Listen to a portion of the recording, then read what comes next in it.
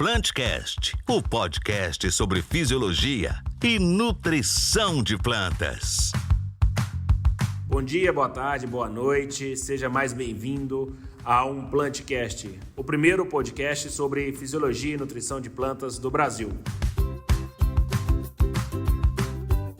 Eu sou José Marcos Leite, sou o gerente de desenvolvimento de mercado da ICL e hoje nós vamos falar sobre um elemento que é muito dinâmico. Nós vamos falar sobre nitrogênio.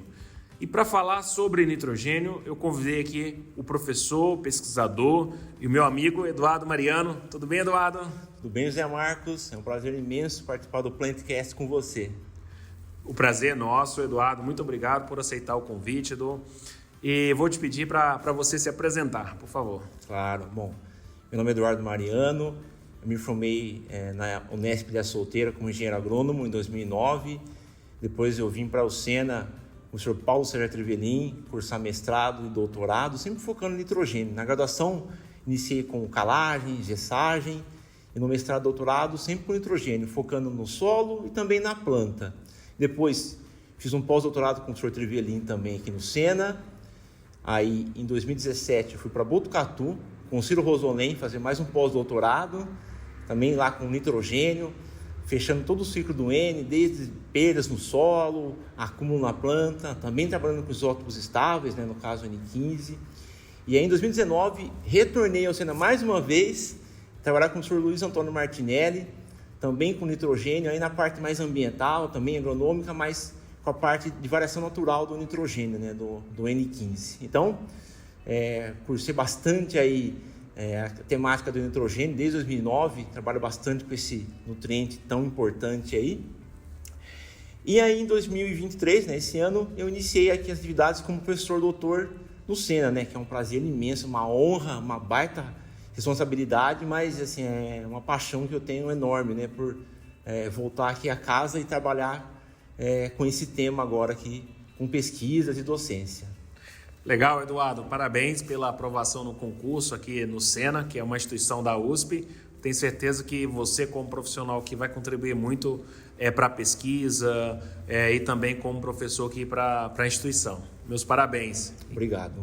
O Eduardo, ele é um crânio, um cara muito inteligente. Para vocês terem ideia, ele ficou como melhor aluno da Unesp de Ilha Solteira durante os 5 anos consecutivos, né, Eduardo? Foi isso. Eu agradeço pela gentileza aí, José? Mas é isso mesmo, Eu gostava muito, de estudar, então aí acabei ganhando esses prêmios aí pela Unesp, sim. Legal. Vocês vão ver que ele domina muito o assunto. Eu tive o prazer de fazer o doutorado junto, Eduardo, com você aqui no Sena, com o nosso orientador, foi o professor Trevelin, o mestrado e doutorado, e o qual eu aprendi muito aqui também com o Eduardo. E vocês vão ver que durante o Plantcast o homem tem muito, o professor tem muito conhecimento. E, Eduardo, para a gente começar já, queria que você falasse para a nossa audiência, quem está nos ouvindo, são produtores, consultores, a nossa equipe de campo. Qual o papel do nitrogênio nas plantas? O que ele faz, as principais funções na planta? Por que o nitrogênio ele é tão essencial para a planta? Por que quando eu não adubo, a gente vê a diferença, a planta cresce menos, produz menos, em alguns casos chega às vezes a nem produzir. Comenta um pouco sobre esse elemento tão essencial para as plantas. Claro, cara. Bom, o nitrogênio, como você já antecipou aí, é um nutriente que a planta de fato necessita, ele é essencial à planta, e junto com o potássio ele é o mais extraído, se não o mais, dependendo da cultura. Então aí é um nutriente importantíssimo, e para a planta ele tem uma função fundamental. Ele é constituído da molécula de clorofila, então imagine a importância da clorofila para a planta. Ele vai fazer o conjunto fotossintético que é importante para você acumular carbono. Então, nitrogênio ele é constituinte da molécula de clorofila, enzimas, aminoácidos, proteínas. Então veja que em várias moléculas da planta ele é constituinte, especialmente na parte vegetativa. Então, se faltar, como você falou, se faltar nitrogênio para a planta no estágio inicial, você fatalmente vai prejudicar o crescimento dessa planta e impacta lá na frente na produção também. Porque além do crescimento vegetativo na planta, pense na soja, que é uma planta que produz óleo e proteína. Ele é importantíssimo para estocar a proteína também na soja. Sim. Então, além da parte vegetativa, tem a parte produtiva também do nitrogênio. Então, é um elemento muito importante, é um macronutriente, né, junto aí com os demais aí, fósforo, potássio, cálcio, magnésio e enxofre. Então, tem um papel fundamental na planta, né? Então, só que nós vamos conversar aqui, ele tem um pouco de complexidade, né, no seu ciclo, né? Exato. Ele é bem complexo, né? Quando você falou que ele está nas enzimas, proteínas, né? Até para o pessoal ter uma ideia de grandezas. Por exemplo, uma das proteínas e enzima mais presente na planta é a rubisco, né? Exato. Que é essencial para a fotossíntese. E estima-se que em média 40%, 50% do N dentro da planta pode fazer parte dessa proteína, né? Que é essencial ali para ligar CO2 e água, fazer a fotossíntese, né? Exato, né? A rubisco ali é a enzima que faz a transferência do CO2 para o primeiro composto de 3 carbonos na planta, na forma orgânica. Então é aí a ribulose bisfosfato, né? A nossa rubisco, né? Faltou nitrogênio, essa enzima vai estar comprometida, a atividade dela vai estar comprometida, além das demais, como você falou, da clorofila, e provavelmente, com certeza, né, o processo fotossintético da planta vai estar reduzido, a planta vai fixar menos CO2, produzir menos carbono e, consequentemente, refletir em menos produtividade e qualidade de grãos, né, Edu? Aproveitando isso aí até, o próprio José Marcos está aqui comigo, ele fez um trabalho muito bacana no mestrado, que ele mostrou que a marcha de absorção de nitrogênio e também o acúmulo de biomassa na cana-de-açúcar. Sim. E o que é muito bacana? Que a planta primeiro tem que absorver os nutrientes, como o nitrogênio, para depois de um tempo ela conseguir acumular biomassa. Então veja que a importância de se absorver nitrogênio para a cultura, né? Exato. Então, ela precisa absorver um N, fazer todo o esqueleto aí, carbônico via fotossíntese, para aí sim você acumular biomassa. É importantíssimo, né? Legal. Então, acho que claro para a nossa audiência a função, a essencialidade do nitrogênio para as plantas. E entrando um pouco mais, como você já falou, Eduardo, o nitrogênio ele é muito dinâmico, né? Então, ele pode estar ali na forma sólida no solo, ele está na solução do solo, na forma líquida, e ele está também no ar que a gente está respirando. Né? 78% do ar que nós respiramos aí, aproximadamente, é N2. Então, Eduardo, comenta um pouco mais sobre o ciclo do N no sistema solo-planta e um pouco da FBN, se puder comentar um pouco mais sobre isso. Super importante, né? Bom, inicialmente eu queria falar um pouco para vocês sobre quais formas de N que a planta consegue absorver. Isso é importante para o pessoal que está começando no assunto, né, José? É importante, o pessoal que já conhece, domina, já sabe basicamente, mas para quem está começando é legal. Então, quais são as formas de N que a planta absorve majoritariamente? Principalmente nitrato e amônio, que são as formas minerais do nitrogênio no solo. Em condições extremas, por exemplo, regiões úmidas e pouco férteis, como tundra, por exemplo, que não é uma condição, um ecossistema comum no Brasil, mas é muito comum em Rússia, Canadá. Regiões mais frias. Exatamente, regiões frias, que tem baixa produção de biomassa, a planta pode absorver frações orgânicas do nitrogênio. Por que é bom comentar isso aí? Porque muitas vezes na academia a gente não conversa disso, né, José? Exato. A gente só pensa a planta absorve amônio e nitrato. Mas na verdade, se você colocar uma solução nutritiva e adicionar, por exemplo, aminoácido, peptídeo, ureia, ela absorve na forma intacta. Ela não precisa quebrar isso, ela absorve na forma intacta. Então, basicamente, no ciclo do nitrogênio, a planta precisa de amônio mais nitrato. Só que aí a conversa fica um pouco mais complexa. O N, a matriz dele é orgânica, ou seja, 98% do N total que está no solo está na forma orgânica. E apenas esses 2%, 3% remanescente está com amônio e nitrato. E são as formas que a planta absorve, principalmente em regiões tropicais, que são as nossas aqui, do Cerrado, região aqui de São Paulo, por exemplo. Então vejam que a suplementação com fertilizantes faz necessária. E o ciclo do N, então, como eu falei, ele é complexo, porque ele é mediado por bactérias, o fungo, que vai fazer ali a etapa inicial, que é converter o N orgânico a amônio, né? Então a gente tem a primeira parte que é a amonificação do N orgânico a amônio. Depois nós temos a nitrificação, que é do amônio a nitrato, né? A gente tem duas etapas aí, que é nitritação, que é do amônio a nitrito, e a nitratação, que é do nitrito a nitrato. Isso tudo é a nitrificação, tá? Depois disso aí nós temos então, se o ambiente for redutor, nós podemos converter o nitrato a formas de óxidos aí, né? Os NOx. Pode ser NO, N2O, e se for muito redutor no ambiente, N2. E pensando aí em fixação de N, essa é uma coisa muito importante que o José Marcos comentou, que merece muito destaque, especialmente o Brasil, né, José? Porque, veja, por exemplo, a soja. A soja é um exemplo fantástico para a gente, porque nós não precisamos aplicar adubo nitrogênio na soja. Porque fixação com o risóbio suplementa 100% do N que a soja necessita.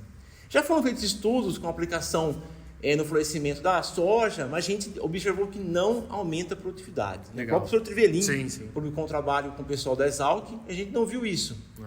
E a fixação é uma coisa muito bacana, porque nós fazemos a conversão do N2 atmosférico, que é o nitrogênio que está no ar, que o José comentou com vocês, para forma de amônia, né? A bactéria faz essa conversão de N2 para amônia. Qual que é a relação entre bactéria e planta nesse caso? A planta fornece carboidrato para a bactéria fazer essa conversão e a bactéria fornece amônio para a planta. Então veja que, pensando em soja, é muito barato, né, o custo de inoculação com bradyrhizóbio, né? Sim. E agora a gente está avançando um pouco mais, né? Então é importante comentar a questão dos bioinsumos também, né? A gente está avançando aí com o Azospirillum, com outras bactérias aí também, no caso do fósforo, enfim, super importante essa questão, né? Então o ciclo do nitrogênio, ele é muito complexo, por quê? Ele é envolvido basicamente por conversões que envolvem micro-organismos e nós temos diversas vias aí de entrada de N no sistema, mas também de perdas, né? Sim. Legal, exatamente, Edu. E eu lembro que no seu doutorado, Eduardo, você estudou bastante sobre alguns extratores para nitrogênio, né? Eu queria que você comentasse um pouco mais sobre isso, pensando nessa dinâmica do N. Falasse brevemente sobre o seu doutorado. Você estudou diversos extratores, né, Eduardo? Exato. Vocês conseguiram enxergar aí alguma conclusão? Qual o melhor extrator para N? Porque hoje, quando a gente olha uma análise solo, a gente vê lá fósforo, vê potássio, vê cálcio, magnésio, micro, tem extratores para todos esses nutrientes. E para nitrogênio, até hoje, no momento, não tem. Eu lembro que o seu doutorado era desenvolver um extrator para nitrogênio, né, Eduardo? Esse era o grande desafio, José. Então, comenta um pouco para a nossa audiência.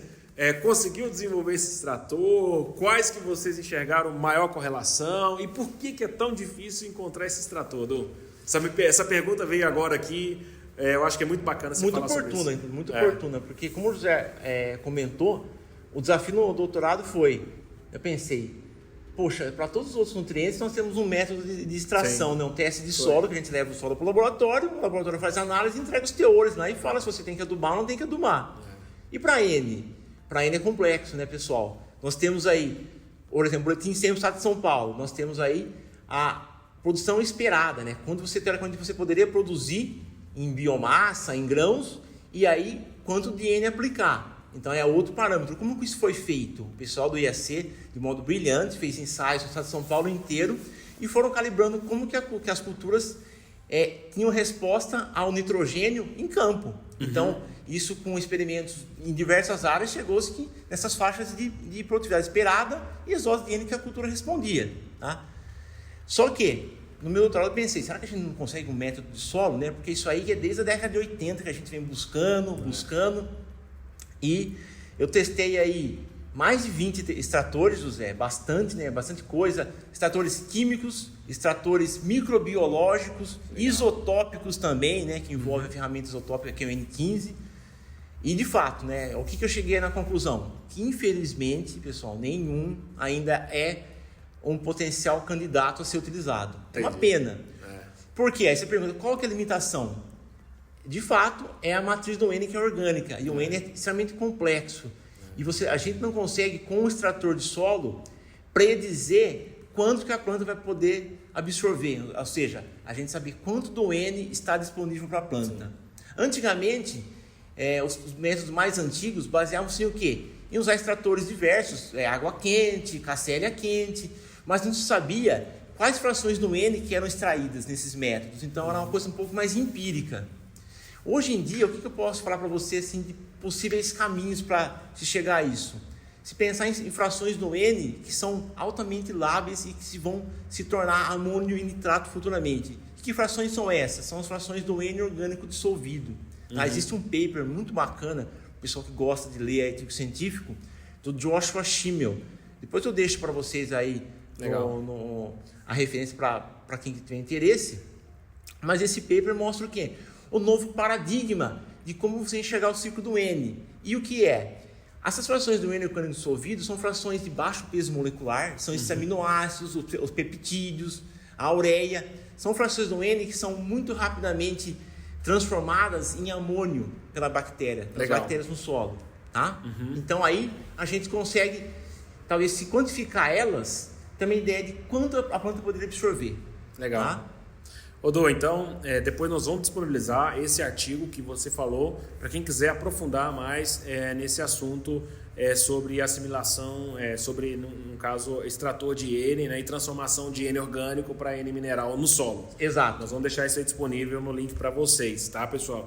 Eduardo, na sua tese, teve algum extrator que aproximou um pouco mais, ou você arriscaria não indicar nenhum? Porque às vezes eu sei que tem muitos pesquisadores que estão nos ouvindo também, consultores que já estão usando algum método, talvez N total, N nitrato, N mineral no solo, para ter uma relação, uma correlação. Tem algum que você indicaria, Eduardo? Ou você não indica nenhum? Olha, Zé, infelizmente eu não indico nenhum, para ser sincero. Tá. Eu acho que é difícil porque nenhum eu consegui algo muito alentador. Então, infelizmente ainda não dá pra gente, pelo menos nas condições que eu testei com cana-de-açúcar, a gente não recomenda, tá? Legal. Você trabalhou 20 extratores e diferentes tipos de solos, Diferentes tipos, eram mais de 20 experimentos também, está publicado esse artigo, eu posso também repassar para vocês. Legal. Aí, mas várias áreas de solo arenoso, argiloso, diferentes climas aí, regiões edafoclimáticas aí. E, infelizmente, a gente nunca encontrou aquele padrão lá de incrementos decrescentes que encontra um nível crítico no solo. Esse é o objetivo, né? Encontrar um nível crítico, né? Que a partir daquele teor no solo de qualquer extrator que tivesse, você não precisa adubar. Sim. Não encontrei, infelizmente. Todos os trabalhos foram com doses, né? Dose de nitrogênio. Todas as áreas com dose de N. Legal. Depois também nós vamos disponibilizar esse artigo para quem quiser aprofundar um pouco mais. Muito bom. E talvez a sua tese também, que eu acho que ela está em português, né? Está em português, mais acessível, né? Para quem quiser, está mais fácil em português. Exatamente. Então, pessoal, vocês viram aí do desafio do nitrogênio. O Eduardo trabalhou o doutorado dele mais de 4 anos, parte fora do Brasil, na Inglaterra, né, Eduardo? Reino Unido, no Reino Unido. No Reino Unido, e parte aqui com o professor Trivelin, buscando um extrator que tivesse uma correlação aí com a adubação, para estimar, predizer a adubação nitrogenada, e infelizmente não encontrou. Esse é o desafio desse elemento que nós estamos falando dele. E ao mesmo tempo, né, Eduardo, a gente vê que hoje o nitrogênio é um dos elementos, é um dos nutrientes que tem mais perdas no solo. E voltando aqui mais para a parte prática, a gente vê que às vezes, Eduardo, o produtor perde muito dinheiro. Para você ter ideia, eu já tive em áreas de milho que fez adubação de cobertura em ureia sobre a palha, Eduardo. E eu fui 2 dias depois, estava aquele cheiro de amônia. Aquele cheiro de salão de beleza, né? Cintura de cabelo, não é? Ou quando você vai no banheiro, né? Numa balada e tá aquele cheiro forte de... Então ali, eu falei, o produtor tá perdendo dinheiro. Eu falei para ele, tô vendo aqui várias notas de R$50. O seu dinheiro volatilizando, né? Então, Eduardo, comenta um pouco mais sobre essas perdas de nitrogênio no sistema solo, planta e atmosfera. Quais são as principais perdas e por que isso ocorre? Quais são os fatores que influenciam essas perdas? Tá. Vamos começar, que eu creio que seja a principal em termos de quantidade, que é a volatilização de amônia. Sim. Tá? Vamos pensar primeiro no solo. Então, é o que o José comentou. O José Marcos, inclusive, ele é super humilde, mas ele é um exímio conhecedor de medições de perda de amônia no solo. Ele trabalhou de modo incessante aí no doutorado, aí, mestrado também. Trabalhamos junto, né? Muita coisa. A gente foi a campo, a laboratório. Então, essa perda, o que é? Na hora que você aplica a ureia sobre o solo, em superfície, nós temos o que no solo? Uma enzima chamada urease, né? Muitos conhecem ela aí, que ela faz essa hidrólise da ureia. Ela quebra a ureia, que a molécula é NH2,2CO, ela quebra em amônia e CO2. O problema é que a hora que a amônia, a ureia, ela está hidrolisando, ela consome prótons, H+ do meio. E o pH, que teoricamente está por volta de 5, 5,5, vai para 9, 11, fica super alto. E com isso, a hora que você quebra a molécula de ureia, em CO2 em amônia, a amônia se permanece como amônia mesmo, né? Porque se tiver um pH mais ácido, ela se tornaria amônio, ela ganharia um H+, tá? E aí, então, nesse processo, ocorre a perda de gás, tá? Porque a amônia é um gás e vai embora para a atmosfera, tá? Então, isso é problemático aonde? Aonde o produtor aplica ureia em superfície. E aonde é pior ainda? Aonde você tem palha. O pior cenário, né, José Marcos, é palha e umidade. Aí, por quê? A umidade você estimula a microbiota a crescer e quem que exuda urease é a microbiota. Só que também a planta também tem urease, porque a planta também consegue quebrar a molécula de ureia internamente. Então ela tem muita urease na palha. Então, por isso que quando você tem palha mais umidade, é um cenário muito ruim. Cenário. É o pior. Eu posso falar que tem alguns trabalhos que falam, né, Eduardo, de 30 vezes mais o solo coberto do que o solo nu, né? Exato. Do que o solo descoberto. Muito, muito alto.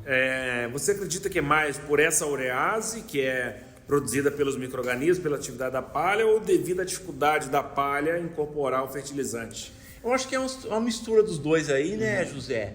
Mas eu acho que a gente tem muito urease na palha, temos muito dessa enzima na palha, mas também essa camada de impedimento que é a palha aí sobre o solo, que dificulta a entrada do N dentro do solo, é um fator também, né? Sim. A gente já viu trabalhos na Austrália, o pessoal fez muito isso com cana, que uma lâmina de 10 milímetros ainda não consegue incorporar o grão de ureia, né? Então você tem palha de cana, imagina um canavial tem uma palha muito espessa ali, né? A camada de palha é muito grossa. 10 centímetros. Para você vencer isso aí tem que ser uma chuva um pouco mais elevada.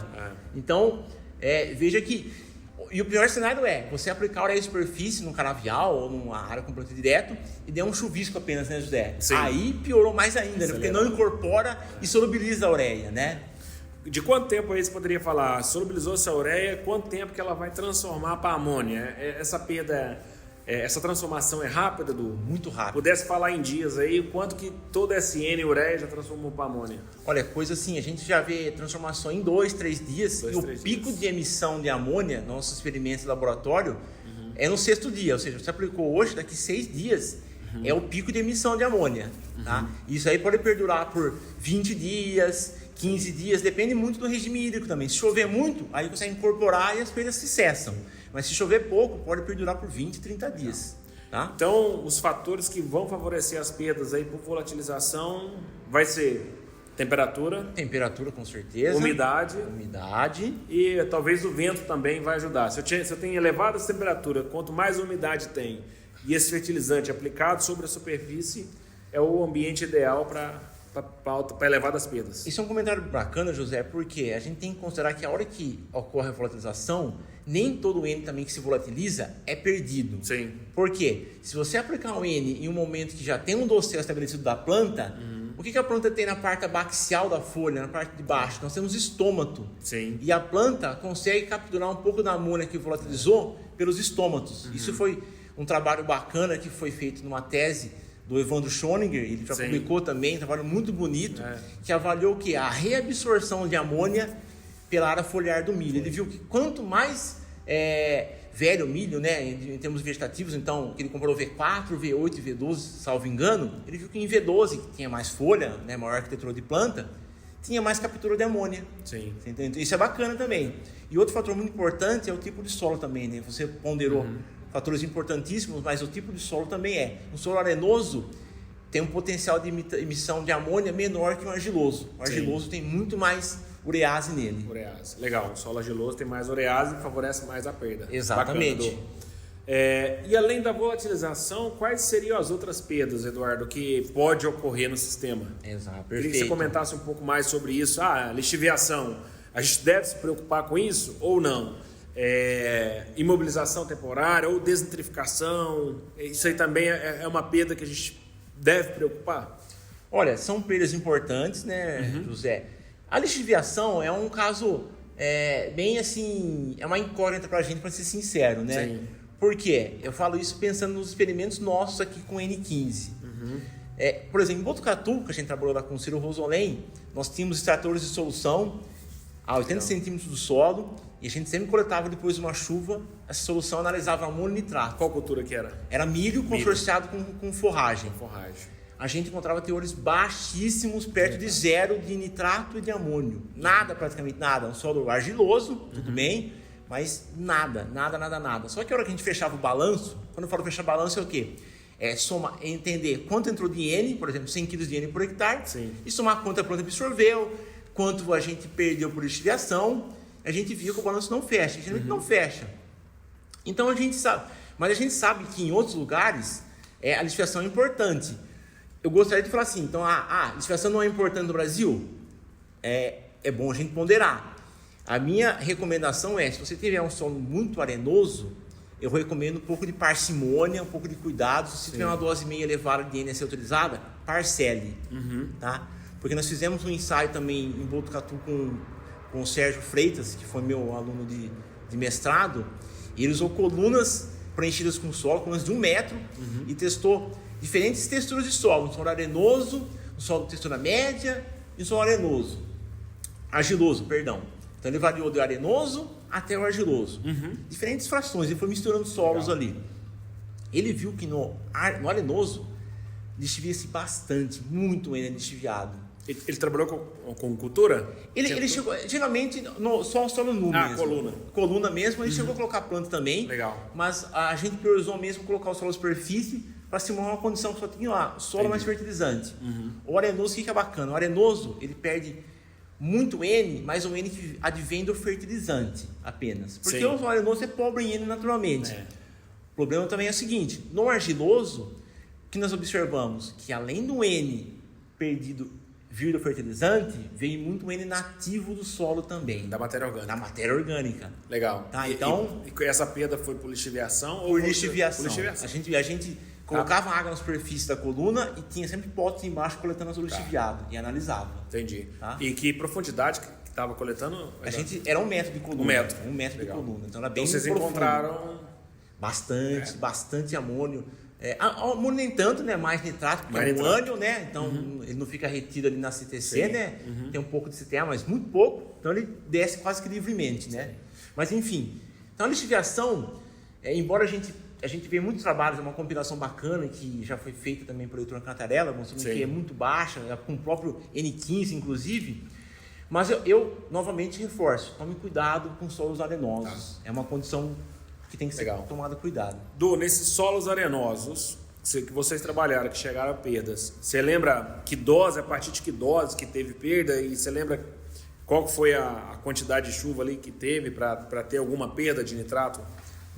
Falando para você aqui agora, José, eu não consigo te precisar isso aí, mas o controle da chuva era muito bem feito, porque nós tínhamos gotejadores que a gente colocava uma quantidade exata de água de chuva.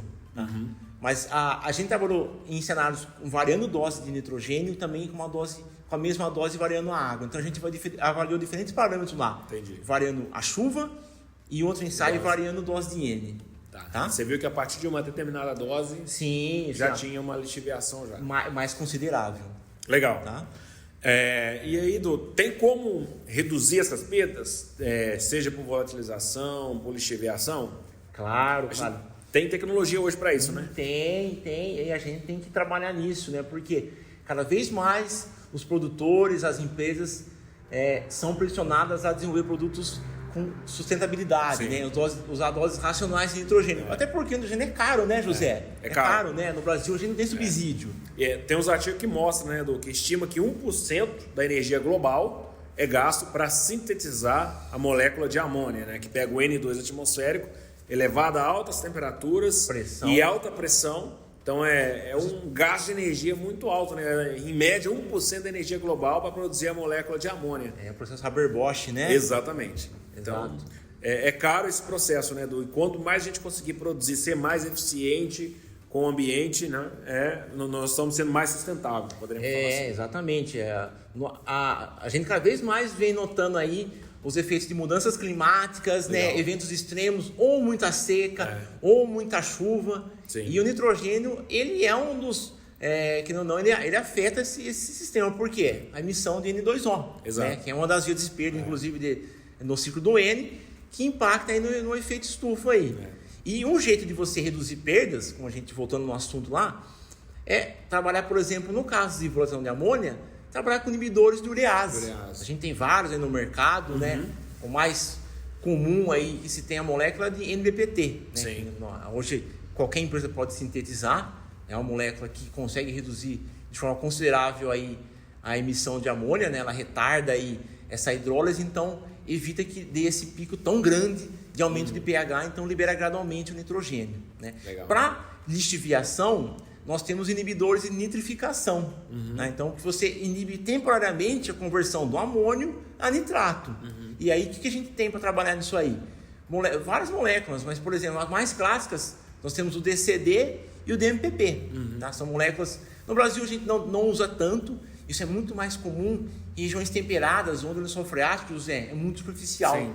Se você der uma chuvinha lá, você já pisa na encharcado o solo. Então lá, qualquer aplicação de N já cai no lençol freático e vai embora. Pra gente, nos solos mais profundos, então isso não é tão um problema. Mas se você quiser evitar uma lixiviação em uma região que você sabe que o nitrato pode ser perdido, é uma possibilidade. Legal. O único parênteses que eu faço, que é importante, é tomar um pouco de cuidado quando você combina inibidor de urease com nitrificação. Eu publiquei um trabalho em 2019 que mostrou, José, que a perda de amônia foi maior do que a ureia convencional, a ureia branca. Se você combinar ureia mais DCD mais um inibidor de urease, e no caso eu usei NBPT, a perda de amônia, a voltação foi maior do que a ureia branca sozinha. Por quê? Você inibe a nitrificação, mas o que acontece? O solo ainda é capaz, mesmo com a NBPT, a converter a ureia em amônia. Só que como eu estou travando temporariamente a nitrificação, eu não consigo fazer com que o pH decaia. Porque o pH vai cair quando nitrificar. Só que como eu estou barrando isso, o pH fica tamponado. E tem muito substrato, né? Tem muito amônia e substrato para transformar em amônia. Imagina o pH lá a 11, que eu medi no meu trabalho. Seu pH, chegou a 11? O final chegou a 9 alguma coisa, ficou a 9. Por quê? O inibidor é muito eficiente em inibir a nitrificação. Então, ficou tudo como amônia. Então, imagine como amônia não conseguindo virar nitrato. Foi tudo, muita perda, teve muita perda. Então, é um cuidado. Bacana. E a gente sabe que o pH acima de 8 já é um ambiente favorável para volatilização da amônia, né, Edu? Exatamente. A gente sabe que o PKD, né? O que é o PKD pro pessoal de casa aí? O PKD é o pH onde metade das moléculas está como amônia e metade como amônio. Isso. Qual que é o PKD? O PKD da amônia mais amônio é 9,3. Então, nesse pH, tá meio a meio. O problema é que pH é logarítmico, né? Então, se tiver já por 8 por aí já tem uma quantidade considerável de amônia. 10%. Exato. Imagina um pH 11, 12 que pode acontecer. 99% está com amônia. Então, vai quase tudo para fora. Legal. Tá? Então, você mensurou, detalhe, né, pessoal? Esse pH que o Eduardo mediu é ao redor do grânulo, né? Escala de milímetros, certo? Que você mensurou. Nesse caso ainda, eu peguei o solo e misturei como um todo. Mas estava tudo na superfície, então, assim, teoricamente, na verdade, é uma mistura. Mas se a gente, de fato, medisse com um micro-pHmetro ao redor do grânulo, seria muito maior até, né? Houve uma diluição nesse caso aí. Tá? E passou de 9, né? Deu 9 alguma coisa, viu? Legal. Então, tem tecnologias hoje, Eduardo, para aumentar essa eficiência e reduzir essas perdas aí por volatilização, né? Claro. Além dos inibidores, você tem visto outras tecnologias? O que você tem enxergado aí nas pesquisas, né? O que tem aparecido de novo, pensando em tecnologia para aumentar a eficiência do uso de nitrogênio? Interessante, uma boa pergunta aí. Então, pessoal de casa, nós temos aí inibidores de urease, nitrificação, a gente chama de aditivos aí, né, para inibir esses processos, mas nós temos também fertilizantes de liberação lenta e controlada. É uma coisa muito bacana, eu sou muito fã desse tipo de tecnologia, por quê? Qual que é a ideia da liberação lenta? É liberar lentamente. Então, a ideia é que você libere gradualmente o N, mas sem uma taxa controlada de liberação. Agora, o fertilizante de liberação controlada, qual que é o grande desafio e qual que é o objetivo que as pessoas buscam? Que ele mimetize a marcha de absorção de N pela planta. Tá? Porque qual é o grande problema de um fertilizante que é solúvel? Você aplica ele no solo, por exemplo, quase tudo na semeadura, e dá aquele boom de N disponível. Só que a pergunta é, nós temos raiz, José, para absorver? Não temos. No plantio, muito pouca raiz. A demanda do milho, vamos pegar o milho, no plantio é muito baixa. Ele precisa de 20% do nitrogênio no V4 com 4 folhas para definir o potencial produtivo. Exatamente. No milho, né, Eduardo, tem o trabalho do próprio Schoening, que você falou, tem do Fred Billow, mostra mais de 40% do nitrogênio, né, do trabalho do Hugo Villalba também, que mostra que mais de 40% do nitrogênio no milho é absorvido após ali o florescimento, após o pendoamento. Ele precisa, grande parte desse N vai para o grão. Então, como você falou muito bem, se eu aplicar um N ali todo no plantio, ele está solúvel, está disponível para a planta absorver, mas também está sujeito a perdas. Né? Exatamente. Você dá um boom dele no começo, mas é um momento que a planta não precisa de tudo isso. Exato. E aí você tem perda por lixiviação, a gente comentou, por volatilização, imobilização microbiana, ou seja, a microbiota, que é super competitiva, vai imobilizar a N mineral para crescer, e é uma competição desleal para a planta. Tá? A raiz não consegue competir com a planta, com a microbiota nessa competição de mobilização. Tá? Então você tem vias de perda aí que desfavorecem. E aí a liberação controlada vai liberar gradualmente, tentando mimetizar a marcha de demanda pela planta. Legal. Né? A gente está tentando cada vez mais aprimorar essa tecnologia, a gente está caminhando muito bem nesse sentido. E eu vejo esse tipo de fonte como uma muito promissora para o futuro. Legal. Tá? Então essa é uma alternativa que está para o produtor disponível, diversas tecnologias disponível para o produtor melhorar a eficiência do uso do nitrogênio. E além disso, Eduardo, o que a gente estava conversando antes de começar a gravar aqui também, você até comentou que publicou alguns artigos mostrando quando aplica N no safrinha, mostrando ali um aproveitamento pela soja. E se você mudar o manejo, você consegue melhorar esse aproveitamento. Né? Se você quiser comentar um pouco mais sobre esse tópico também, que eu acho bem interessante. Qual foi o manejo ali que a gente deixou... que vocês conseguiram deixar um melhor aproveitamento para a soja depois? Teve algum manejo que teve diferença? E qual foi o melhor manejo? Bacana, uma boa pergunta aí do Zé. Esse estudo foi feito pelo Bruno Gazola, eu orientei ele lá em Botucatu junto com o Ciro Rosolém. E é um sistema interessante, José, por quê? A ideia é que o milho safrinha ele foi testado solteiro, só o milho safrinha, e o milho consorciado ou com Brachiara fusisiensis ou com o pânico máximo, o cultivar Tanzânia. Legal. Então a gente tem 2 forrageiras aí versus o solteiro. E aí então a gente aplicou o fertilizante nitrogenado, marcado com N15, então a gente conseguiu traçar a rota do fertilizante nitrogenado no sistema solo, planta e atmosfera. E a gente notou que no primeiro ano o milho performou muito bem, o milho safrinho choveu bem, então o milho conseguiu absorver nitrogênio, e a soja absorveu um pouquinho do N na sucessão, então, porque a gente colhia o milho, ficava um pouquinho mais ainda entre safra, a biomassa crescendo, né, no milho consorciado. Isso é muito bacana porque eu até recomendo, pessoal, pensar em consórcio nesse milho. Tá? O milho consorciado ele tem um poder muito grande de manter o N no sistema pela forrageira. A forrageira tem um papel fundamental aí, além de fornecer proteção para o solo como cobertura vegetal, ela atua como salvaguarda para evitar que o nitrogênio que o milho não absorveu se perda do sistema, que vai embora. Por quê? Ela absorve o N que está descendo no perfil do solo, acumula na biomassa, e quando você vai dissecar esse milho para entrar com a soja, ele está lá pronto na superfície e vai liberar gradualmente. Porque a relação sendo da forrageira não é tão grande, ela está tenra ainda. Sim. Então ela consegue liberar gradualmente. O que é uma relação sendo de um pânico, Eduardo? Um valor médio? Olha, eu acho que por volta de uns 30, 35. Tá? É bem baixa? É baixo. Não é tão alto não.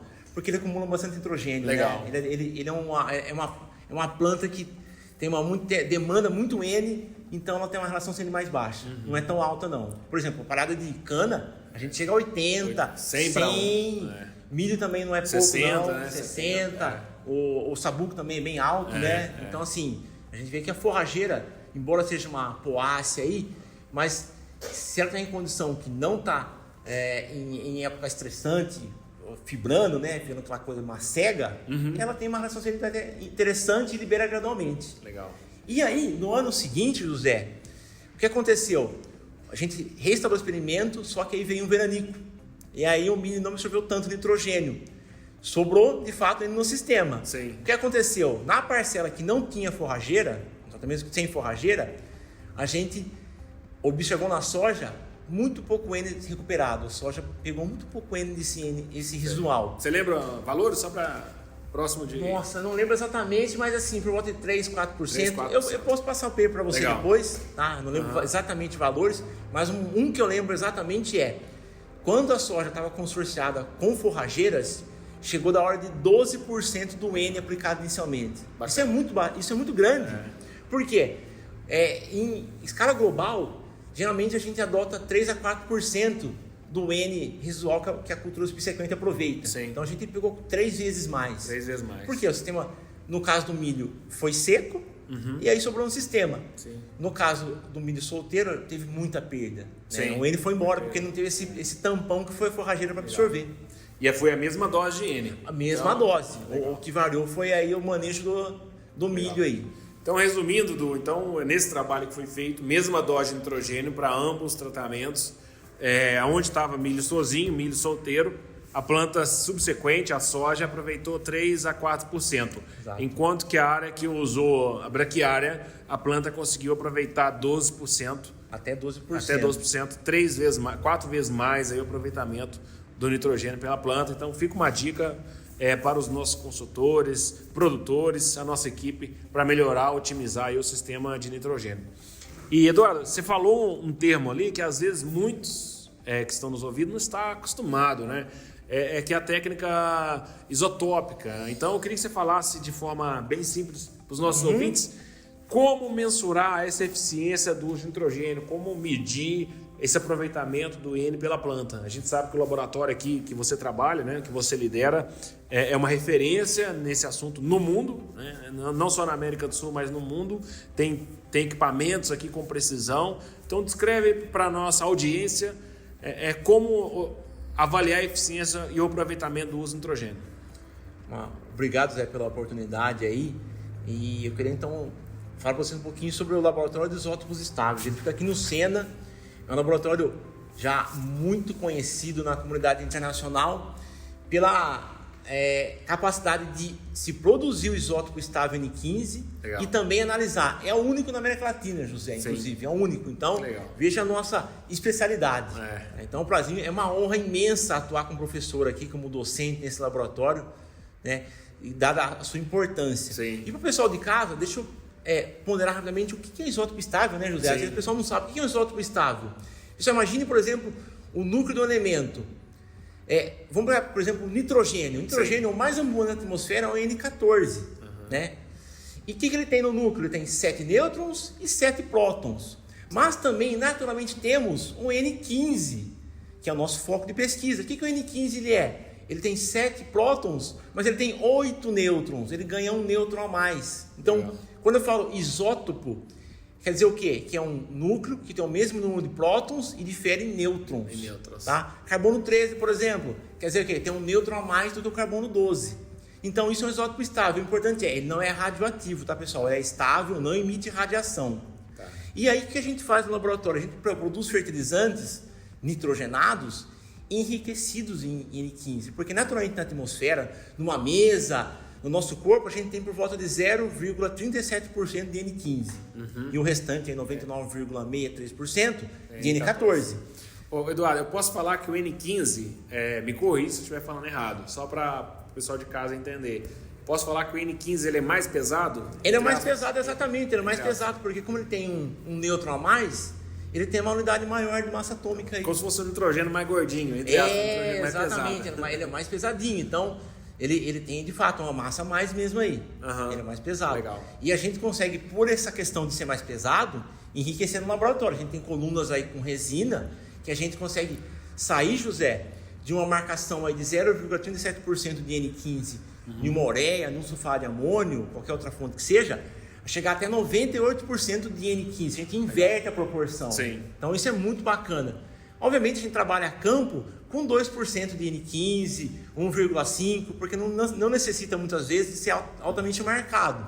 Mas isso nos dá a capacidade de rastrear o nitrogênio aonde ele quer que for. Sim. Por exemplo, se ele for na planta, a gente rastreia. Se ele for no solo, se ele for na fração mineral, na fração orgânica, na biomassa microbiana, se ele for no lixiviado, até no N2O e na amônia é possível rastrear. Legal. Tá? Então, esse N15, que é mais pesado, entre aspas, na planta ele vai cumprir a mesma função do nitrogênio, ele vai atuar na clorofila, na rubisco, vai fazer parte de aminoácidos, proteína, a mesma função, só que a gente consegue como se fosse um marcador. É um marcador, exato. E a gente consegue rastrear ele na planta depois. Exato, a planta não distingue entre N14 e N15. Para ela, a função metabólica, funcional, é a mesma. Legal. Porque ele tem apenas um neutro a mais, mas a função dele de desempenho, de formar clorofila, enzima, proteína, qualquer outro composto nitrogenado, é a mesma. Bacana, Eduardo. E lembrando, o laboratório aqui, além de nitrogênio, marcado, como o Eduardo falou, tanto no nitrato, o amônio, no N do nitrato, no N do amônio, sulfato de amônio, o S marcado, o enxofre, o amônio do sulfato de amônio, a ureia marcado tanto no nitrogênio quanto no carbono. Eu lembro que tinha também aminoácidos, né, Eduardo? Exatamente. Outras moléculas também que conseguem... Exato. O laboratório aqui, ele é altamente capaz em enriquecer nitrogênio, enxofre, o 34, também estável, boro 10, carbono 13. Tá? Então a gente consegue sintetizar esses materiais e temos um corpo técnico muito especializado e consegue sintetizar diferentes compostos. Então, todos os fertilizantes nitrogenados que se possa pensar, é possível marcar em N15, e também moléculas orgânicas. E hoje em dia a gente tem essa questão, né, de aplicar fertilizante com aminoácido na folha, né? Sim. Então dá pra gente também trabalhar nessa questão de marcar aminoácido, glicina, alanina já faz parte da nossa rotina aqui de produção. Que bacana, Eduardo. Então essa é a técnica mais avançada hoje que tem para mensurar a eficiência dos nitrogênios, correto? Exato. Na verdade, essa é a mais precisa, né? Porque quando nós não temos o N15, o que acontece? A gente pode até calcular. Por exemplo, a recuperação, a gente chama de recuperação aparente. Sim. O que é recuperação aparente? Você aplica o fertilizante no milho, por exemplo, e em outras parcelas você não aplica. Então você tem o adubado e o não adubado. E você veja o acúmulo de N que você tem nos dois sistemas, no adubado e no não adubado. Essa diferença entre o N acumulado do fertilizado menos o N acumulado do controle, você divide isso pela dose de N aplicada. Você tem a recuperação aparente de N. Qual que é o grande problema nisso aí, José?